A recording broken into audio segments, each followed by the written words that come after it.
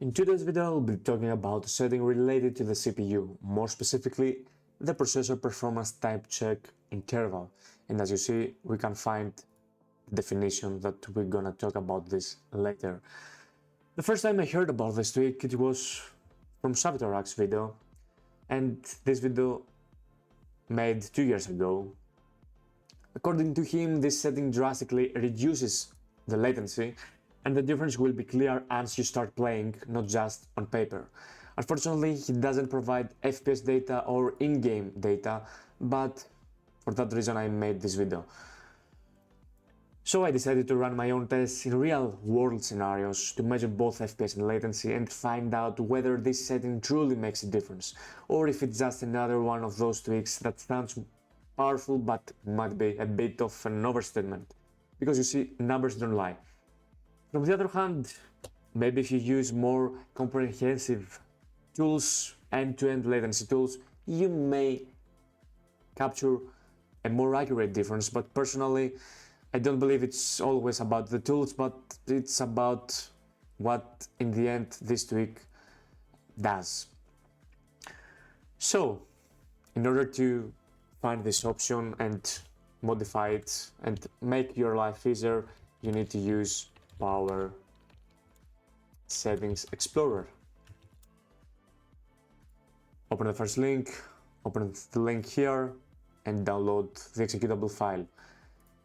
Now, open it as admin if you want, it doesn't really matter. Scroll down, search about processor power management and uncheck this option. As you see, we have 5 schemes, 5 power plants, and the power plant that I have active for the moment has already this option, 5000 milliseconds, than the default that is 15, usually. Some other power plants using 30 or 200, it depends the power plant and the needs.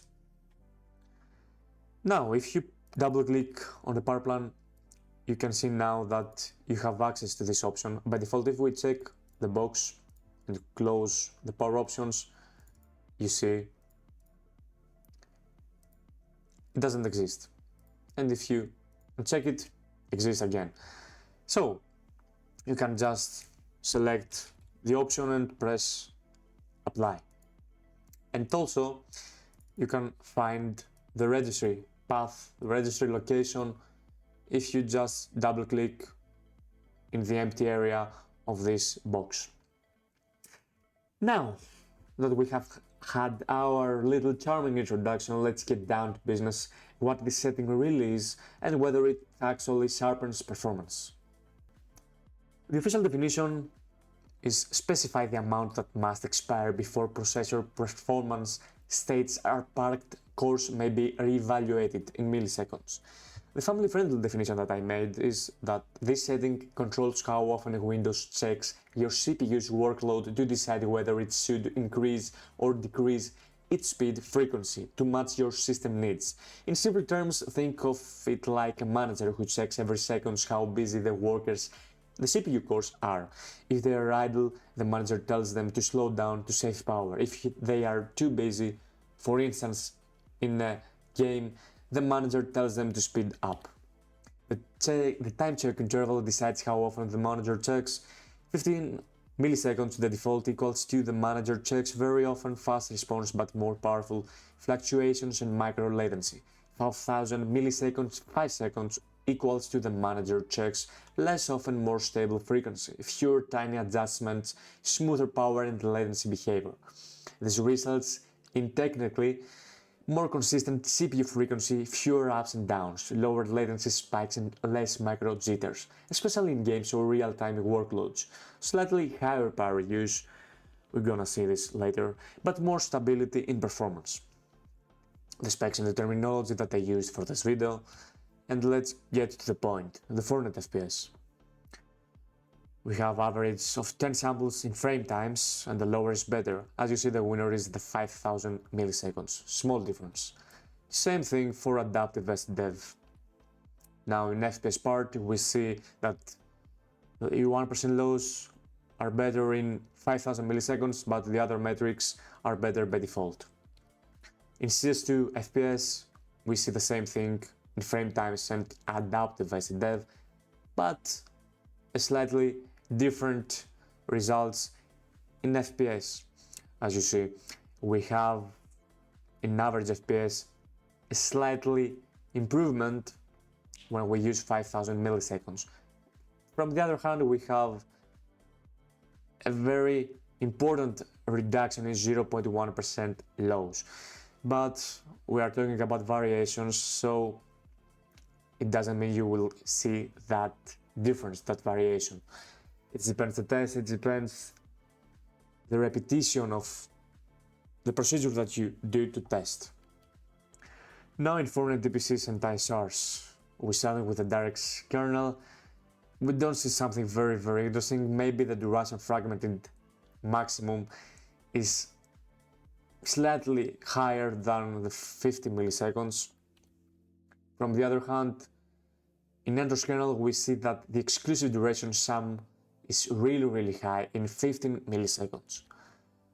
The AMD driver, it's better probably by default, and we see in 5000 milliseconds we have high numbers in duration, fragmented maximum, and in exclusive duration sum.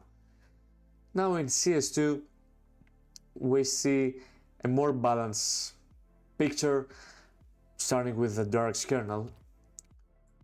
In Entrance kernel we see again the exclusive duration sum really high. Finally, in the AMD driver we see actually very similar numbers in both cases, similar spikes, actually we have the same numbers in both cases. We can say that we have a really impressive reduction. Now in the differences in temperatures, no, we don't have any difference based on the core temp. I just used the tool and we see the both pictures with 15 milliseconds and the 5000 milliseconds. And as you see, in idle mode, of course, I didn't run any benchmark, we have this. Apparently, it would be more useful for you to check this in a real-time scenario in a game or a very intensive program to check this out.